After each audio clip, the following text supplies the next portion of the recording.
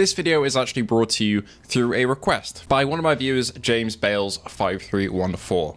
They asked if I had free time, could I do a quick video on the Ghostbusters VR game. Since launch, it's been patched and updated, just wondering if it's worth buying now. Thank you very much for recommending me take a look at Ghostbusters. It's one that I actually missed out on due to being quite busy and not having really the right contacts at the time when it came out, but since then I have got in contact with the devs in dreams about a whole manner of things, and one of those recently after this comment was actually Ghostbusters. So over the last couple days I've jumped into the game and tried it out for myself for the first time, coming in at around $35. It's in the midsection price-wise for PSVR2 games, but does it actually hold up as an experience? And first and foremost, is it any good? Does it require friends to make it fun? Are the randoms you often play with actually welcoming to new players? And does it feel like a proper Ghostbusters experience? As a bit of context, I have watched the original Ghostbusters films as a child, and I haven't watched them for about 5 years or so, I would say. So it has been a little while, but these were core films in my childhood growing up. So I've got a bit of experience with the franchise, but I'm not exactly a hardcore Ghostbusters fan who will get a lot out of all the references and all of the little gadgets that appear in the game, although some of them were definitely recognizable to me and did get a genuine reaction of joy out of me. But before we dive further into that and the actual gameplay of Rise of the Ghost Lord, let's talk about visuals, because they are pretty much the same as they were at launch. One of the big complaints that I heard was that the game was quite cartoony in its visual style. That personally doesn't bother me all of the time, but here it genuinely felt like it was geared a little bit too much towards the younger audience for me to really enjoy. In terms of clarity though, the game is sharp. It's in dreams. They are incredible devs in terms of making games look good, especially on PSVR2 with foveated rendering, all the bells and whistles, and avoiding blurry edges and mirror and shimmering and all that bad stuff. None of it is found here. In terms of visual quality, it's a standard in dreams experience, but in terms of actual visual style, it just didn't really resonate with me. And as I just said, it kind of attracts a younger audience to the game, which I'll get onto in gameplay in a bit, but visually I wasn't exactly satisfied throughout my experience here in terms of style. There are some cool sights to be seen, such as the Golden Gate Bridge, for example, is very, very cool. Some of the later levels as well do look really dramatic in everything that's going on, but that style I found kind of failed to ground it for me a little bit. But if you're on the younger side of the audience or you like this sort of style, visually it looks great in terms of clarity, so you're not going to be let down. But again, they can't really do much work after launch to make the visuals look any more realistic, so we're stuck with what we got from launch. So it's the same as it was back then. Fine for some people, but not so fine for others, and I'm leaning a little bit towards the not so fine for me in terms of that style there.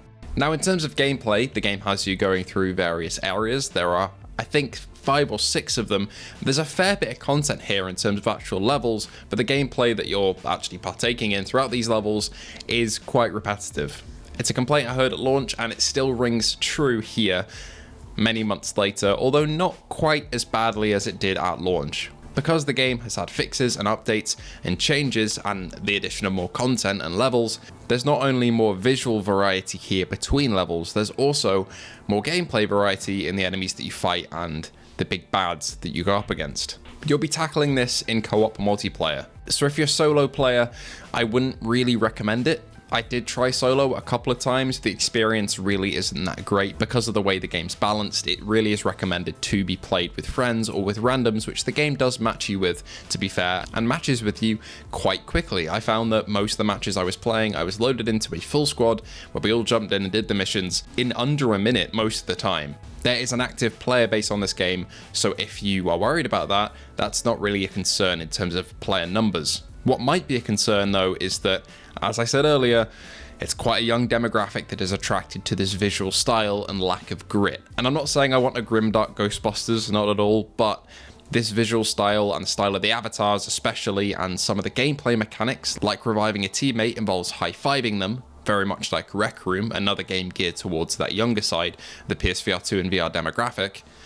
It's the same here. Those gameplay features and those visual motifs and styles just attract those younger audiences to the game, and you'll find that most of the people you're playing with, 9 times out of 10, are on the younger side, and they can be quite screechy, and while you can mute them, it's kind of detrimental to gameplay that you have them unmuted so you can hear each other. But yeah, if you're not a fan of the squealing children that you'll find in Pavlov, some of the time it's the same here.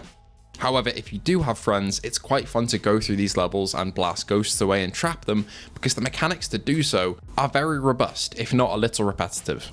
Now, at first, I really liked the mission structure. The novelty hadn't quite worn off yet, and handling the PKA meters and the actual proton packs and everything looked really good. They're quite stylized compared to the films, and their design is a little different, but if you like the overall vibe of Ghostbusters, I do feel like it is fairly intact here in how the props are detailed, which you use throughout the game. They introduce to you through a tutorial mission that adequately introduces you to the main villain, not including the DLC stories that come after, but the main villain for the base game, and familiarizing yourself with the kit that you'll be using, where you'll be tracking down ghost residue and objectives in your little PKE meter, which is really well modeled and satisfying to use, and then using your proton packs to dissolve small ghosts essentially, or to wear down the bigger ones before you trap them in traps that are located on your hip that you then throw out with a little launcher.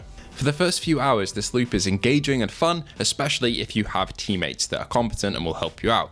Taking down Slimer or other large ghosts by wearing down their shields and pulling them towards traps is a lot of fun, and the haptics of the PSVR2 make it feel quite impactful. And overall, the impression I get from all this gameplay is polished. Very, very polished. And the mission structure itself does vary a bit, especially since launch. A couple more modes have been added, which is very, very appreciated, but it mostly involves you just exploring locations, finding ghosts or finding evidence or repairing something, taking down those ghosts as you go, and then eventually getting to final missions where you take on the Ghost Lord himself. On the surface, this sounds like a really good foundation for the game. A solid loop that engages players, keeps them coming back for more updates throughout its live service lifespan, and the map variety is fairly vast as well. However, it's the tasks that you're doing that are quite repetitive, even with some of the additions. It's not as bad as it was at launch for sure, but I did find myself just playing the same objectives and missions again and again on the same maps, with the same ghosts appearing, and you fight them all in pretty much the same way. And it starts becoming a little blurred, in each mission feeling very samey,